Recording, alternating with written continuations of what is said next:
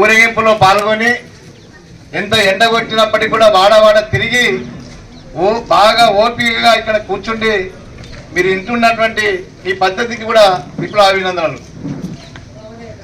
ఈరోజు వాస్తవంగా పెద్దంపేటలో ఎన్నికల జాతర జరుగుతుంది. ఈ జాతర అనేటువంటిది కొత్తది కాదు. ఈ జాతర గత 40 సంవత్సరాల నుంచి ఇక్కడ ఈ జాతర జరుగుతుంది.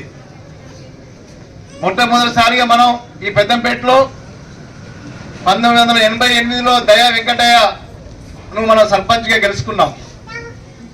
దయా వెంకటయ్య గెలవక ముందు ఈ గ్రామం నడవడానికి రోడ్లు లేవు, ఉండడానికి ఇల్లు లేదు, ఒక రకంగా భయంకరమైనటువంటి పరిస్థితి పెద్దంపేటలో ఉండేది. ఆ తర్వాత దయా వెంకటయ్య తర్వాత నేను సర్పంచ్గా ఎన్నిక కాబడ్డా. నేను సర్పంచ్గా ఎన్నికైనప్పుడు ఈ గ్రామాన్ని ఎట్లా అభివృద్ధి చేయాలి, ఈ గ్రామాన్ని ప్రజలకు ఎట్లా సమస్యలు పరిష్కరించాలని చెప్పి అనేక రకంగా మనం ఆలోచించాం. మొత్తం జిల్లాలో ఉన్నటువంటి ఆర్గనైజేషన్ కూడా ఈ గ్రామంలో మనం కేంద్రీకరణ చేసి ఈ గ్రామంలో వాస్తవంగా గ్రామ పంచాయతీ లేదు, రోడ్లు లేవు, డ్రైనేజ్ లేదు. కానీ నాకు అప్పటికి ఒక బాధ ఉండే, దయా వెంకటయ్య సర్పంచ్ ఉన్నప్పుడు కూడా ఒకటి మనం సాధించలే. ఏంటిది? మన అక్కలందరూ బిందెలు పట్టుకొని లైన్ కట్టి ఇదే ఊర్లలో నీళ్ళు తెచ్చుకున్నటువంటి వాళ్ళు. ఇది నాకు చాలా బాధేసింది. ఈ విధానం పోవాలి అని చెప్పి నేను సర్పంచ్ అప్పుడు వాగ్దానం చేశాను. చేసి ఆ రోజు మన గొల్ల యాదవులకు సంబంధించినటువంటి భూమిని మన నెట్టు డబ్బులతో ఒక 2 గుంటల భూమిని కొనుక్కొని ప్రభుత్వంతో ఒక పెద్ద బావిని మనం ఈరోజు తవ్వాం. ఆ బావి ఈరోజు పెద్దంపేటకు జల బావిగా ఈరోజు ఉంది. ఆ బావి ద్వారా ప్రతి ఇంటికి నల్లాలు ఇచ్చాం, తాగడానికి పట్టుకోవడానికి మీకు నల్లాలు అందించాం. అప్పుడు నాకు తృప్తి అయింది.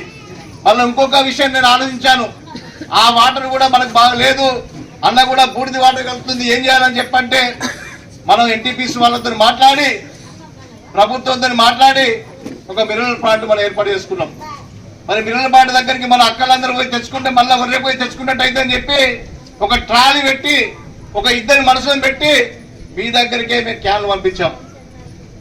ఈ విషయాలు కూడా మీకు గుర్తుండాలి. అంటే ఒక రకంగా రోడ్లు లేనటువంటి గ్రామం, ఒక రకంగా నీళ్లు తాగడానికి లేనటువంటి గ్రామం, ఇవన్నిటినీ సమకూర్చాం. అదే కాదు, ఈ ఒర్రేకు ఒక పెద్ద చెక్ డ్యామ్ నిర్మించి ఒక 3 కిలోమీటర్ల దాకా కినాలు తవ్వి ఆ నీళ్ళని తీసుకొచ్చి చెరువులో నింపాం.